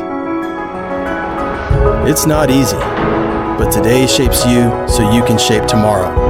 With Northeast Alabama Community College, when the future asks if you're ready, you can answer. Yes. Begin your future at Northeast Alabama Community College. Okay, we're back. My name is Donna, and I'm your host of The Edge on IC Radio, your source for news and entertainment. Let's dig back in. We're talking about customer service. How do I keep customers? How do I keep them coming in the door? Well, we've been talking about that, and this makes the second half of this show, and it's really important, and I've got lots of ideas. Not that I'm so smart, I'm not. You think of things, and as you get older, you get all these good customer service ideas. The big deal is listening. And there's a reason your grandmother probably used to tell you, you got 2 ears and 1 mouth. Okay, so listen to the customer. They've got to know that you're genuine. That's to me, that's no. If I could only pick one thing out of all these things, that would be it. Okay, number 9, the ability to use positive language. Let's talk about that. Effective customer service means having the ability to make minor changes in your conversational patterns. This can truly go a long way with creating happy customers. Language is a crucial part of persuasion, and people, especially customers, create perceptions about you and your company based on the language that you use. Now, if you've just had a fight with your boyfriend or your girlfriend or your husband and your wife, don't tell the customer.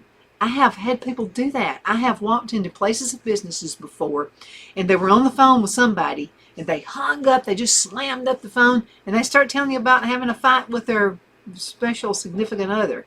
Don't ever do that. That's number 1. And people, especially customers, do create their perception of what you are the first time they meet you. For example, let's say a customer contacts your team with an interest in a particular product, but that product happens to be back ordered until next month. Responding to questions with positive language can greatly affect how the customer hears the response. So let's talk about this. Okay. So with positive language, or without, let's do the without positive language first.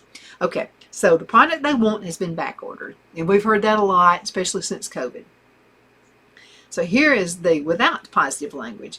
I can't get you that product until next month. It is back ordered and unavailable at this time. What does that tell you about this person? It tells you, first of all, they don't give a rip. They're kind of hoping you go somewhere else. Okay? That's what it tells me if someone were to respond to me that way. Now, here's a positive way to respond.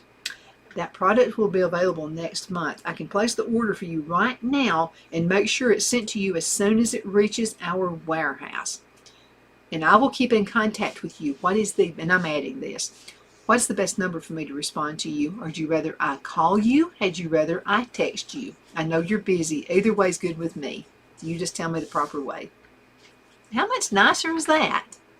First of all, it shows I care. Okay, now here's what they say about it. The first example isn't negative per se, but the tone it conveys feels abrupt. It's impersonal and can be taken the wrong way by customers. That's why I had rather, some customers say, as I get to know them, I'll send text. But I would rather my first few responses with a customer not be text. Because sometimes that can be taken, quote unquote, out of text. It can come across as sounding something that it's not. I'll give you an example. My friend Brenda, we were just still are really good friends. And so she's from Charlotte, North Carolina. And so I had my cell phone, and I didn't realize, this is when I first started doing text. I didn't really realize, even though I'd been in the cell phone business, that if you send caps, you're yelling at somebody.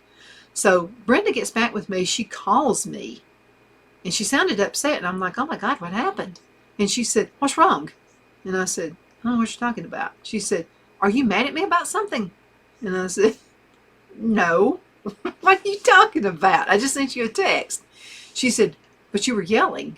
And I said, I wasn't yelling. What are you talking about? And she said, you put it in caps. That means you were yelling. And I started just laughing my head off. I said, boy, I'm glad it happened to you and not somebody else, because we're friends. What if it had been sent to a client that I didn't know, and it looked as if I were yelling at them when I wasn't? So anyway, if there's an issue that comes up, whether you think it's a big issue or not, get that out of the way and go ahead and take care of that. You got to make sure something doesn't sound negative. So Brenda and I still laugh about that, about the all caps. Sometimes I just send her a little message, put all caps, just a reminder. But we're friends, so you can do that. So just make sure that you end things on a positive nature. This is something else that you could do. But you guys that have things that you mail out to people, products and services, I still would say, you know what? We could have issues with shipping at any time. I'm just going to tell you somewhere a ballpark when this product's going to come in. I'm going to say it's going to be less than 2 weeks, but let's just give it a 2-week timeline out there, just in case something comes up. And man, when they get it quicker than 2 weeks, they're going to say, even if it's a week, and you're telling them 2 weeks, they're going to go, man, that shipment was fast. And then they're going, wait a minute, I've had stuff sent overnight before. But so you're going to come across is because you're thinking of potential pitfalls, potential reasons. Now, this is another thing I would say if something is going to be late. First thing I would ask is this a gift for someone? Like, is it a wedding gift? Is it a birthday gift? Is it a whatever kind of gift? And if they said yes, I would say, ooh, when is the occasion? And if they said, well, it's going to be like in like 2 weeks, I would say, oh man, there's no way I can don't, just to get the sale, don't say, oh yeah, it'll be there in 2 weeks. I would tell them what the potential could be. And I would say, look, I can cancel it if you find somebody who can actually send it faster. You know what they're going to do? They're going to call somebody, and this person is not going to give them the caring effect you just did. They're probably going to risk it with you because you said the potential of it being 2 weeks, not being within 2 weeks, is pretty high. Because you're first of all, you care. Okay, people just want to know you care about them and about what they're buying from you. Product knowledge. Ooh, this is a biggie. The best customer professionals have a deep knowledge of how their company's products work.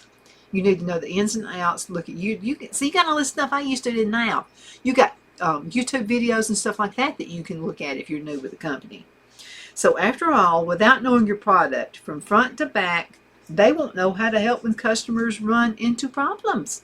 So for example, let's say you're trained on customer support during the first or second week on the job. It's a critical component that employees know about that product inside and out. For example, let's just say acting skills, time management skills. That's important. Ability to read customers. Oh, that's why I like face-to-face contact. Okay, let's talk about that for a minute. We've got time. Ability to read customers. So it's important that your team understands some basic principles on the psychology of people in order to read customers' current or emotional states. So I rarely use a smiley face, is what this person says, in a support email when the customer's signature includes PhD, for example. Not that academics are just not humor, but it's just that isn't likely to get you taken seriously by someone who spent 5 years deconstructing undertones in the 19th century autobiographical function. I totally get that. So the best support pros know how to watch, listen for subtle clues about a customer's current mood, patience level, personality, etc., which goes a long way in keeping customer interactions positive. So this is what I would do.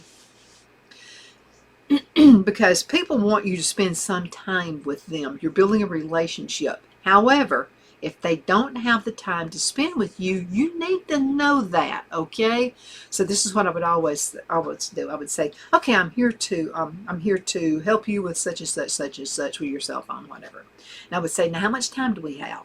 Well, if they said, I'm running late for an appointment, Donna, first of all, I would just ask if we could reschedule. I would say, this is going to be kind of a lengthy process. I don't think we're going to have time. When is your meeting over? Even if it was an inconvenience for you, okay?